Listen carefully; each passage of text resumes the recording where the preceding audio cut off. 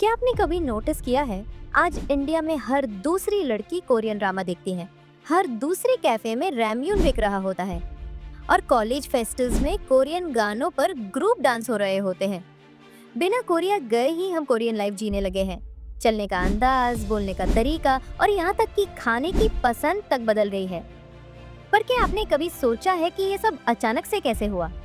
क्या ये कोई ट्रेंड है या फिर इसके पीछे कोई गेम चल रहा है? आज हम जानेंगे एक ऐसे राज के बारे में जिसने कोरिया को सिर्फ एक देश नहीं बल्कि एक ग्लोबल कल्चर ब्रांड बना दिया। बीटीएस फैन क्लब से लेकर के-पॉप रेस्टोरेंट्स तक आज इंडिया के हर कोने में कोरियन कल्चर गहराई से फैल चुका है। छत्तीसगढ़, बिहार, झारखंड जैसे राज्यों में बीटीएस आर्मी क्लब्स है। रांची और पटना जैसे शहरों में के-पॉप थीम कैफे है और लाखों युवा आज डुओलिंगो पर कोरियन सीख रहे हैं। एक रिपोर्ट के मुताबिक कोरियन भाषा आज इंडिया में चौथी सबसे ज्यादा सीखी जाने वाली भाषा बन चुकी है। सिर्फ एक साल में कोरियन नूडल्स की सेल 178% बढ़ गई थी और ओटीटी पर कोरियन ड्रामा देखने वालों की तादाद करोड़ों में है। पर इतना सब कुछ अचानक कैसे हो गया?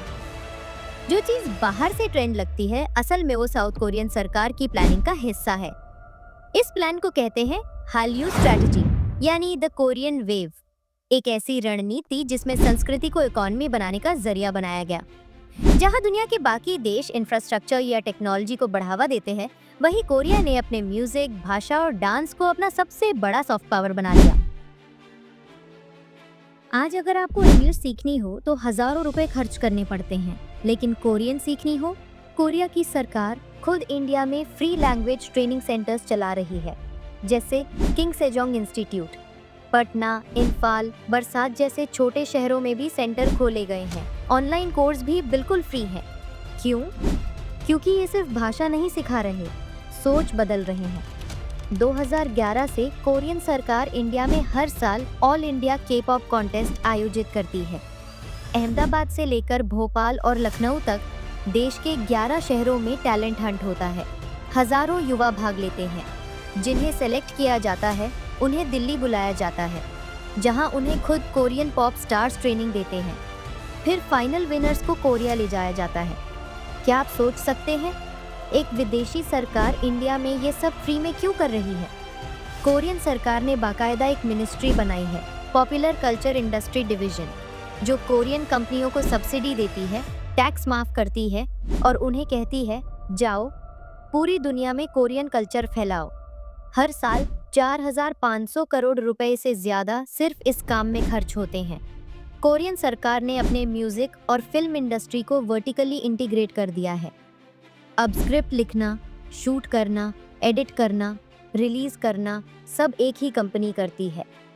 इससे क्वालिटी भी कंट्रोल में रहती है और कंटेंट तेजी से निकलता है। इस वजह से ही कोरियन कंटेंट आज बॉलीवुड से भी तेज रफ्तार में पूरी दुनिया में वायरल हो रहा है। अब आप सोचेंगे, इसमें कोरिया को क्या फायदा? सीधा फायदा है, सॉफ्ट इन्फ्लुएंस और ग्लोबल रीच। जहां लोग तुम्हारी भाषा सीखें, तुम्हारा खाना खाएं, तुम्हारे स्टार्स को पूजें, वहां तुम्हारी कंपनियों की सेल, तुम्हारे प्रोडक्ट्स का असर और तुम्हारा देश खुद ब खुद आगे बढ़ता है। भारत सदियों से संगीत, कला और दर्शन का केंद्र रहा है। हमारे पास योग है, आयुर्वेद है, शास्त्रीय संगीत है और आज के ज़माने में Bollywood, stand up, web series भी। तो क्या हम भी कोई इंडियन वेव बना सकते हैं?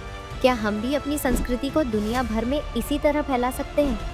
अब सवाल सिर्फ ये नहीं है कि कोरियन कल्चर इंडिया में क्यों फैला। सवाल ये है, क्या हम अपने कल्चर को उसी लेवल तक पहुंचा सकते हैं? आप क्या सोचते हैं? कमेंट करके ज़रूर बताइए।